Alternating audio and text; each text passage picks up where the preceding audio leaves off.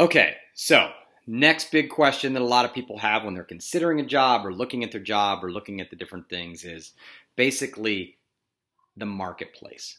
It's one of the number one questions that we had. Hey, when we were doing our research, hey, what's the position in the marketplace? Well, first of all, let's break down how you look at a marketplace from a jobs perspective, and then you can figure out how do I fit in there and how's that work, etc. Basically, are you creating a need? Are you moving budget? Or are you knocking somebody out? Like what's the product doing? So let's take it from a knockout situation first, actually. We'll take it on the right payroll. I can promise you right now, if you go into a company that's established, they are paying their people, or the people wouldn't be there, which means they have a payroll processing something that's going on. This solution is being solved. There's an incumbent, and you got to knock them out. Now, it could be it's an in-house knockout. I want to take it outsourced. Still knocking something out. You are literally kind of in a fight at this point, and you got to pop somebody out of there. You got to knock them down. That is that type of environment, a very established marketplace, okay? We're going to go skinny down a little bit. We're going to go towards the middle of it. Is it just a budget allocation thing? So media is a good example for that. All right, well, what do you mean budget allocation? Well, you're spending $10 million a year on ads, and so let's just say you're $800,000 a month is how you break it down with some discretional. And all right, well, so that's how I break it down. It makes sense. So are you trying to get some of that discretional spend? Are you trying to get maybe a reallocation of a few dollars? Say, look, I got a situation where I'm gonna ask you for one, and I'm gonna give you 5 back, and let's test it and let's try it. It's insertion order is the word that they use in media. It's a phrase that they use in media. So there's a way that you can be making that type of sale.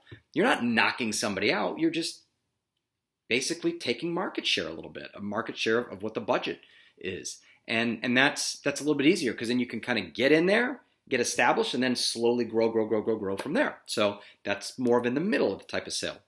And there's on the opposite end, which is, I didn't even know I had that problem. Wait, tell me about that again? And what you're talking about there, the calendar space is one that's been kind of interesting with this. So how much time are we wasting scheduling meetings? Like the back and forth, the schedule hockey, do you have this day, what about that day? It's a train wreck, right? And so the calendar industry has basically started to pop up with companies like Appointment Plus and Calendly and some others. And what they have created is some cool tools to alleviate that and do different things to say, hey, did you know that you had this problem?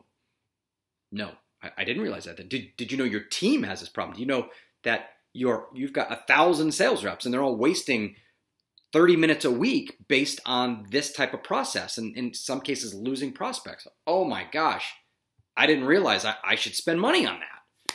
That's where you're like creating a need out of something, making them realize that I didn't even know I had a problem. It's a very educational type of sale. So that's the spectrum of the sale, and you got to figure out, are you more that creative? Hey, did you even know this was going to happen? Or are you more that combative, that, hey, I'm gonna beat them. I'm going to take this guy. I know what he looks like. I'm going to pop him in the nose and get him out. Or are you somewhere in between, okay? That's what you kind of have to figure out, what the sale is that you're considering or that you're doing versus what you feel your personality trait is, because you want to fit. That's the whole point. You want to do something that you like with your job, not something that you hate.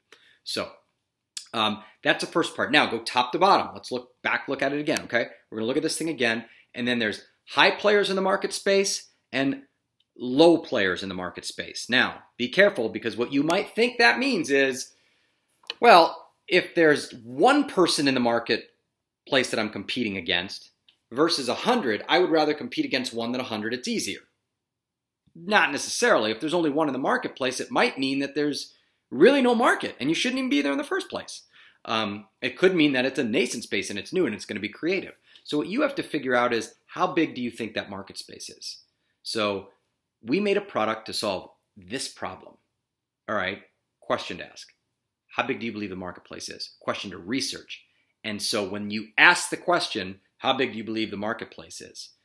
You know the answer in the interview. So if they say, we believe it's a $600 billion marketplace, and your best research told you it was 200 million, run, because they have completely overestimated what the marketplace is. Now, you also may engage in a dialogue. Say, okay, well, it's funny because I did my research and I found you said 600 billion and I found it to be 2 million because I broke it down this way. Can you talk to me a little bit how you broke the marketplace down then?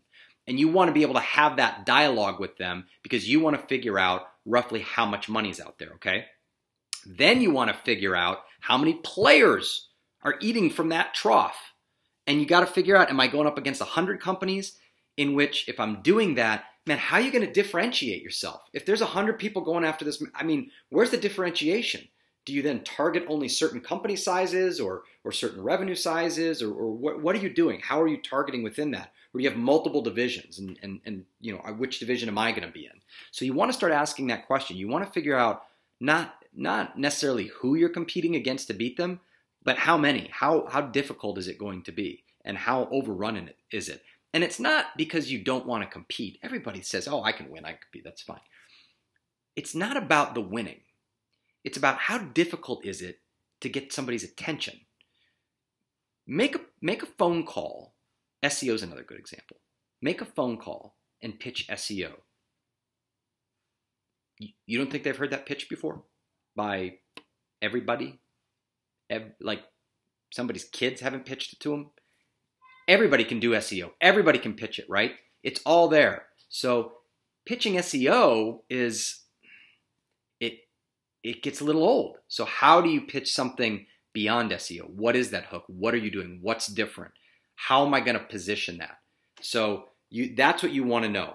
That's what you really want to understand is, okay, there's a lot of SEO companies out there. How are we different? It's a differentiation thing. But then you really need to say, okay, well, but if there's really 1,000 of them, so we're 1 in 100 now versus 1 in 1,000, understand that piece of it and understand what you're getting into from a competitive space. And don't be afraid to compete. That's not it. Know what you're competing against, how many you're competing against, and what that's going to be, and then figure out where you're best at. Figure out where you're best at. So I hope this helps in considering new and potential opportunities. Have a great one. We'll see you next time. Take care.